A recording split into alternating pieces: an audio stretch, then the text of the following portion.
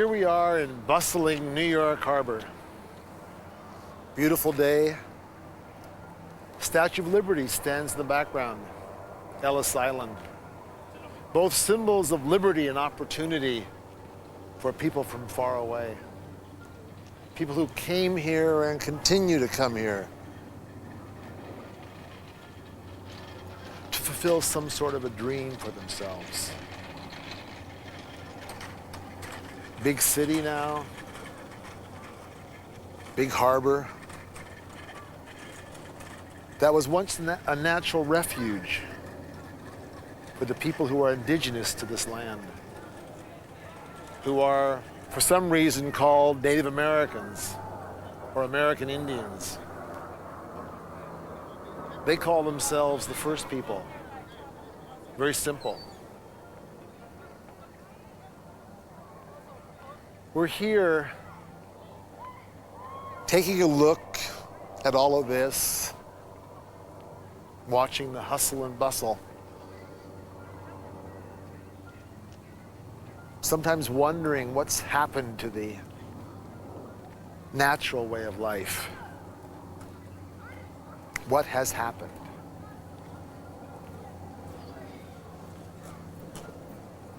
We're going to take a trip, a journey out what they call the West, out to a gathering where numbers of people come together,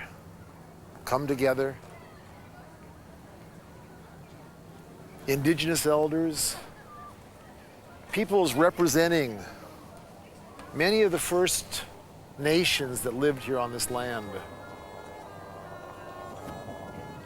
Having a chance to hear their voices, what it's like for them at this moment in time,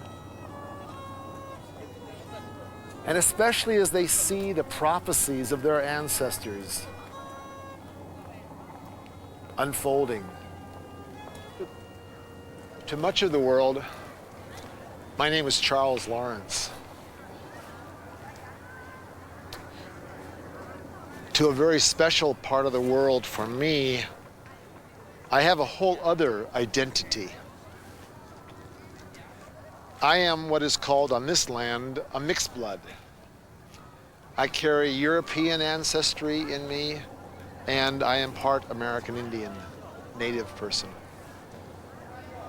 My ancestry, blood-wise, is Blackfoot. I happen to be also adopted by the traditional Hopi of Arizona, by a Coast Salish band in Canada, and I've been called the spiritual son of different elders, one like Wallace Black Elk of the Lakota Nation. The name that they know me by and they use for me during ceremonial time is Chuskan in the Salish language. In the Lakota language, it's Wamblitsan. Both of those words referring to the golden eagle, the one who heralds the light of dawn. In the Salish use of the golden eagle is one who carries the news from town to town, village to village, to share what it is that's happening, the news of the day, so to speak. That's the name I'll be using on this journey out to the West, where we meet with the peace elders, many representatives of the indigenous nations.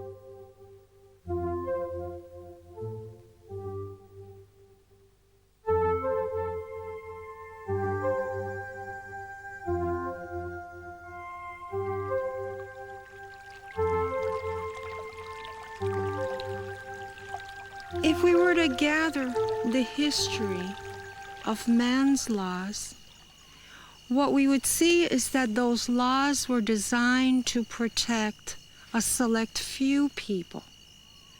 Perhaps those who had, those who wanted to have, as against those who didn't have, or perhaps those who they perceived had what they wanted. So if you were just sort of like to gather all the laws of the world, that's what they would be about in their essence. But then if you go beyond that and you go into divine laws or universal laws, you see that they are interwoven with your connection to the earth, your connection to each other, and establishing a relationship. What does that mean? It means that you come into contact with this grass, you realize it's a live being, it has a right to live with you, and so you honor it, you caretake it, you do everything you can to make sure that the life of this grass is taken care of, watered, fed, cut when needed for the people. So when we're talking about alternatives to man-made laws, they are born in an understanding that people are interconnected with everything that is around them. I am the tree is part of me. I am the bird is part of me. And when you begin to understand that as a universal law, then you begin to lay the foundation for respect and honoring. And you wouldn't dare take a life unwittingly or violently. You would think of killing that tree as if you perhaps were cutting off your arm. And so you would think twice, and you would caretake it. You would realize that every time you destroy a tree, you are cutting off the gift of breath, because the trees are the lungs of the planet. And every time you inhale, that's the gift of breath. You're inhaling the Creator's breath. What they exhale is like the Creator exhales. And then you go, you inhale, and you accept that gift of life. And so when you begin to understand relationships and how I need you, you need me, I need the tree, I need the birds, I need the air, I need the water, then you begin to understand universal laws. And you begin to work through them. You begin to say, I want to know who you are and how it is that I can be of service to you. And this is the way you can be of service to me, so that then we can continue being interlinked. I won't come to your land and say, this is mine. I would come and visit you and say, you know, that wonderful fruit tree that you have, perhaps we can exchange for something your people need. You know the gift your people have of carving? Well, my people don't have that gift, but they have the gift of painting. And so can we do this exchange of honoring each for their gift? And then you don't need laws about borders, because there was never any borders. You don't need laws about who can come and who can go, because we were all free to go and come and visit one another. It was the creation of these laws, these man-made laws, that began to put that wedge of separation between all people. And this was not that way. And we can't resolve this with local law, international law, because they're not about doing it. They're about protecting select interests. We're doing it now here with you, with me.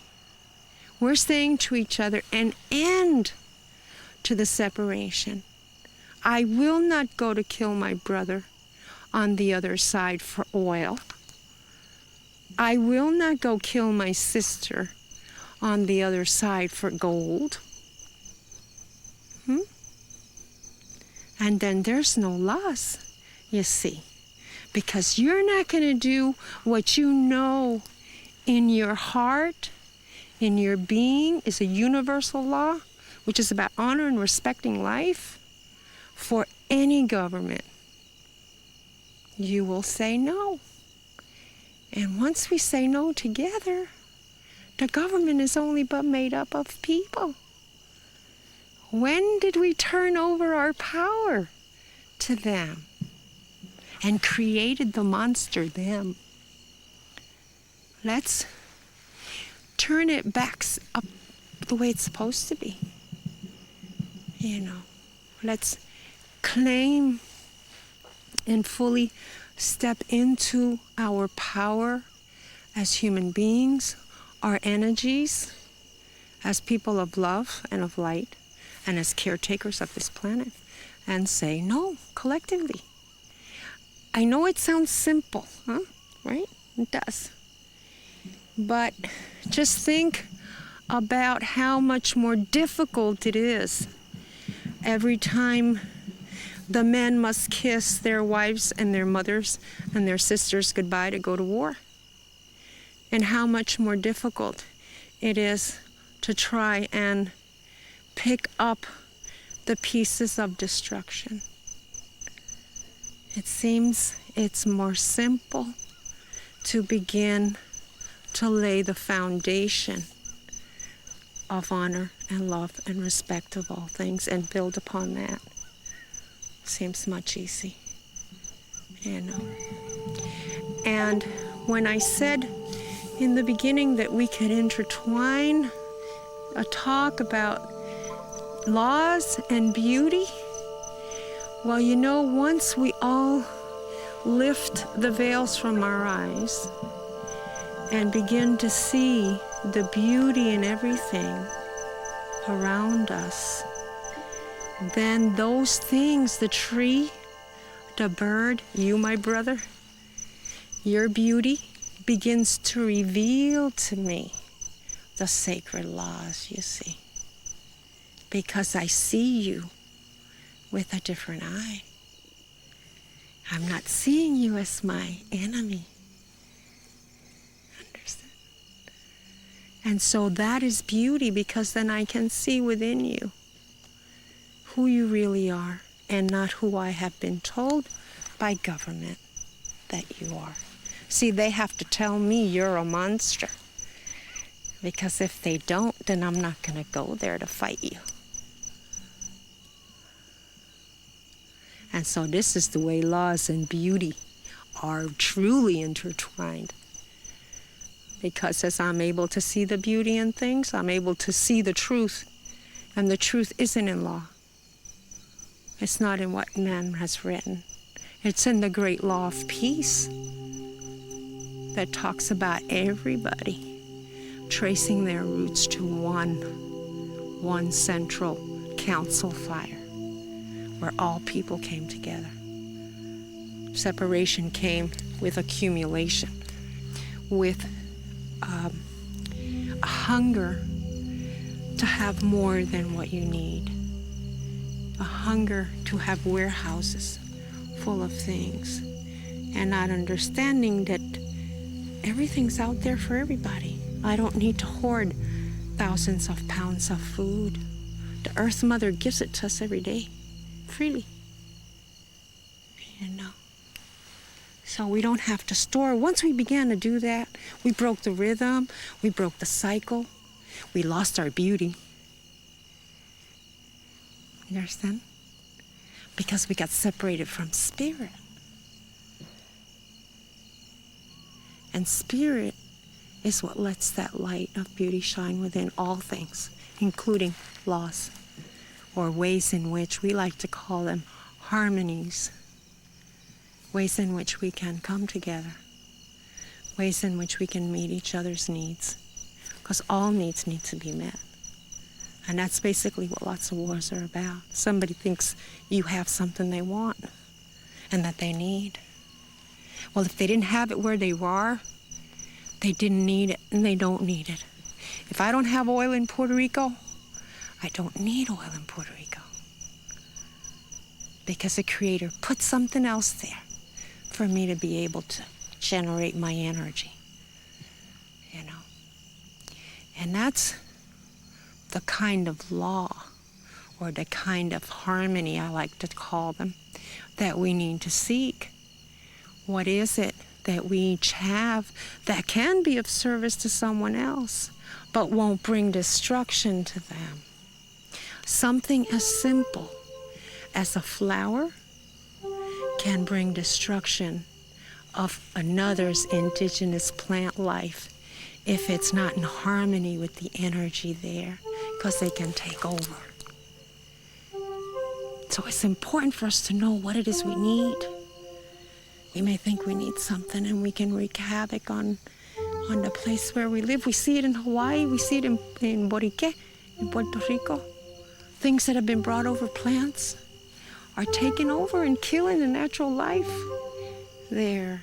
And then we start being out of balance because we're against natural laws.